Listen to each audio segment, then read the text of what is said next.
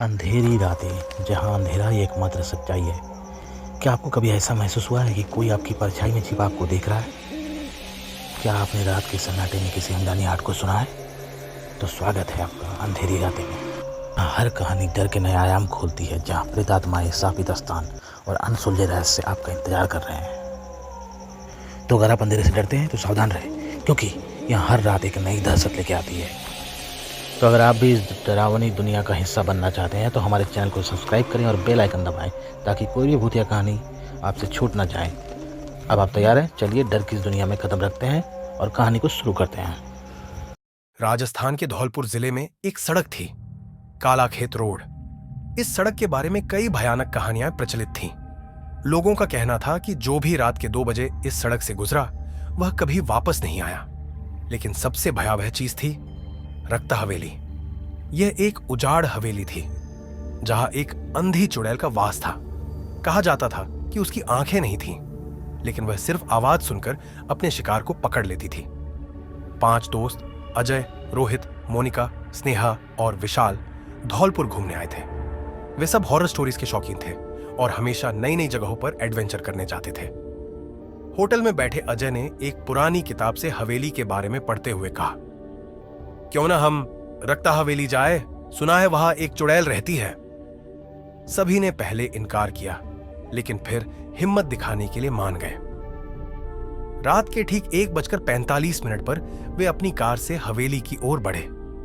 जैसे ही वे कालाखेत रोड पर पहुंचे, कोहरा घना होने लगा।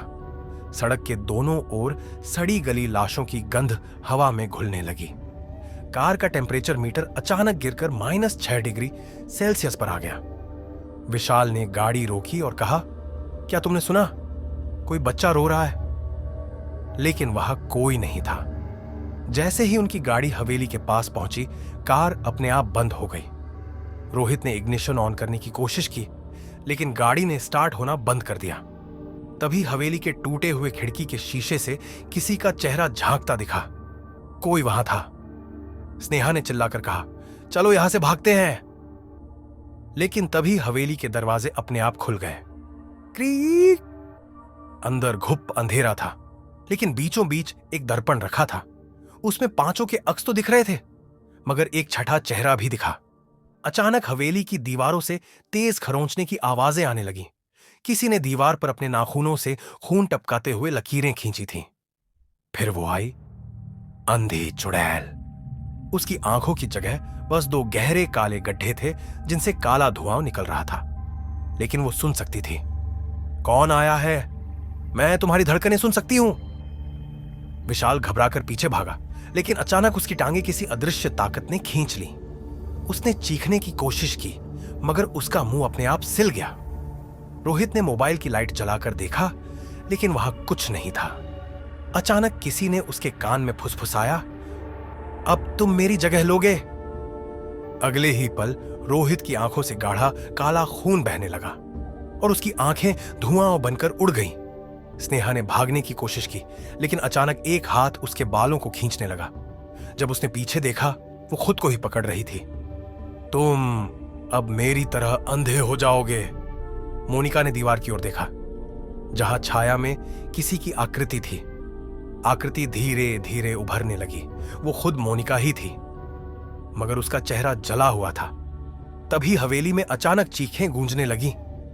1 नहीं, 2 नहीं, हजारों चीखें। अगली सुबह पुलिस ने हवेली में तलाश की। वहां सिर्फ 5 कटे हुए सिर मिले और एक दर्पण, जिसमें अभी भी 5 की शक्लें दिख रही थीं।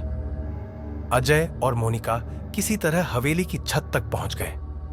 मोनिका ने देखा कि एक पुरानी किताब वहां रखी थी। यह विरूपाक्ष बाबा के मंत्रों की किताब थी। मोनिका ने कांपते हुए किताब खोली और एक मंत्र पढ़ा, ऊ काली महाकालेश्वरी नमः। तभी हवेली की दीवारें हिलने लगीं, हवा तेज हो गई और चुड़ैल की चीखों से हवेली गूंज उठी। मोनिका और अजय ने आंखें बंद कर लीं और मंत्र दोहराते रहे। तभी एक भयानक विस्फोट हुआ। जब उन्होंने आंखें खोली तो हवेली खाली थी। चुड़ैल का श्राप खत्म हो गया था। सुबह गांव वाले वहां पहुंचे और उन्होंने पहली बार हवेली को बिना डर के देखा। अब वहां कोई अंधेरा नहीं था। रक्त हवेली का आतंक समाप्त हो चुका था। समाप्त। क्या यह सच में अंत था? लेकिन कहते हैं कभी कभी बुराई हमेशा के लिए खत्म नहीं होती। अगर कोई फिर से रक्त हवेली में गया तो क्या होगा? शायद कहानी अभी खत्म नहीं हुई।